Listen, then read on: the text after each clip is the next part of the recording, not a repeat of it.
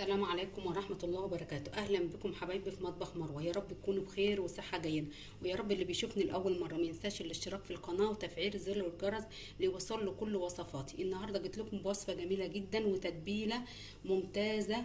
كفتة الفراخ ولا مكتومة ولا مفرولة، شايفين؟ بسم الله ما شاء الله، أحلى كفتة فراخ، لون وطعم وتتبيلة جميلة جدا.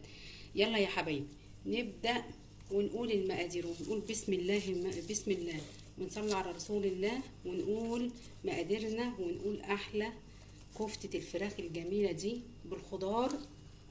شايفين الخضار بتاعها عامل ازاي؟ بأحلى خضار واحلى تتبيله. بسم الله ما شاء الله.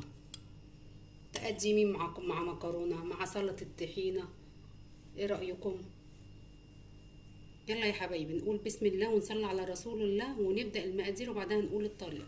بسم الله. معايا نص كيلو من الوراك مع البانيه، انا فرماهم مع بعض وحط عليهم 50 جرام من اللية، بس عشان الوقت بتاع الفيديو.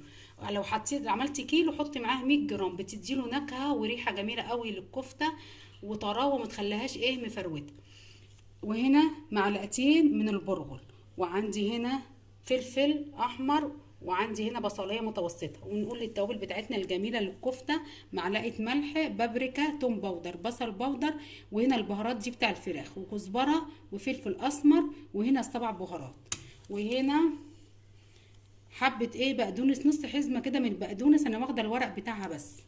يلا نعمل الطريقه.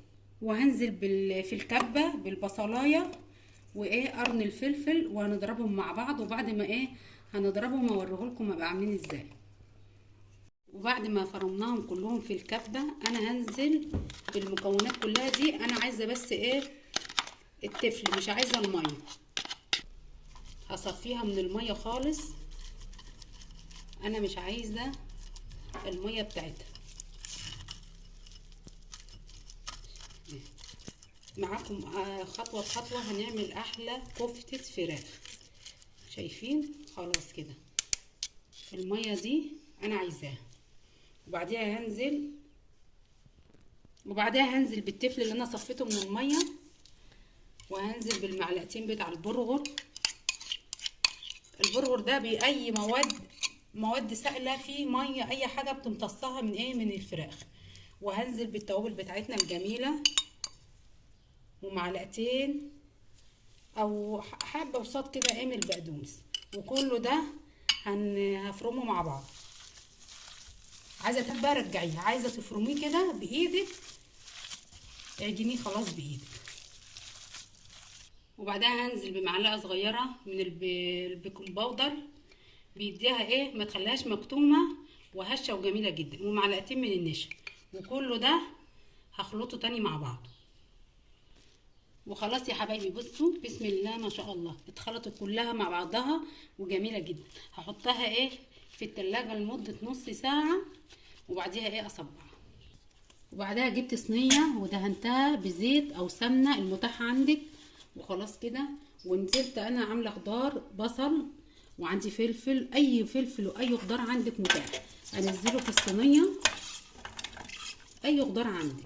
انا عندي فلفل الوان والبصل والقرن الفلفل ده، لو عايزين تحطوه حطوه.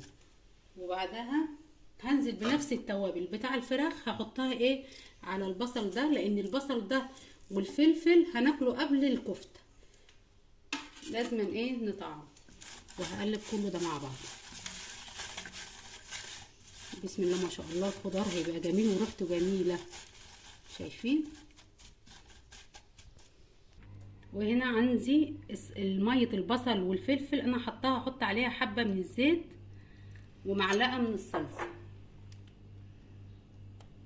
هدهن بيها الكفته. هصبح، وانا بعد ما اصبع الكفته بقدهن بيها الكفته. خلاص. وبعد ما خلاص طلعت الكفته من التلاجة وقعدت نص ساعه في التلاجة، هصبعها. نصبعيها على عصايه شيش طاووق، على شوكه، على معلقه، اي حاجه متاحه عندك، واحط ايدي ابلها. هي مش هتلزق ولا اي حاجه تكون. شايفين ولا نزلت ولا اي حاجه. بسم الله ما شاء الله. وهرصها هنا في الصينيه، وبعديها انا معاكم اهو، شايفين؟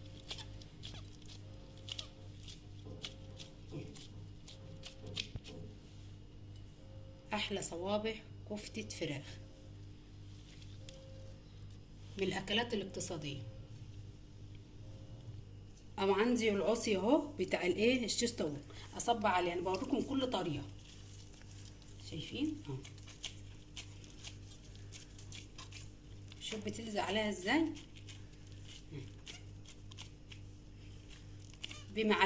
بمعلقة خشبية، اي حاجة، بالمسن. ايه رأيكم؟ نزلت، بص متماسكة ازاي وجميلة ازاي. وهنزل وهرصها واخلص الكمية وارجع لكم يا حبايبي. بعد ما خلصت الكمية يا حبايبي، شايفة ازاي؟ نص كيلو عمل كمية كبيرة ازاي، جميلة جدا. وخليكم لو انت عايزة تعمليها عندك جريلا، عندك طاسة، ممكن تحمريها عليها. بس انا هدخلها في الفرن، انا مسخنة الفرن قبلها، واحطها في الفرن وافرجكم هتبقى عاملة ازاي. يلا بينا على الفرن. هحطها على الرف اللي في النص، وكده بنطلعها يا حبايبي، وبالصوص اللي احنا كنا عاملينه، ونمسح وننزل على ايه، على الكفته بتاعتنا الجميله دي. وبعدها نرجعها الفرن تاني. شايفين؟ بطريقه سهله وجميله جدا هتعمليها تطلع جميله من ايدك. اجمل واحلى كفته فراخ. ايه رايكم؟ تستاهل لايك ولا ما تستاهلش؟ تستاهل الاشتراك في القناه ولا لا؟ حبايبي تسلمولي. وبعد ما عملنا طلعنا الكفته الجميله بتاعتنا دي، هنقدمها. بسم الله ما شاء الله، شايفين لون وطعم وريحه تجنن، ريحتها قلب الدنيا. شايفين؟ بسم الله ما شاء الله عليه.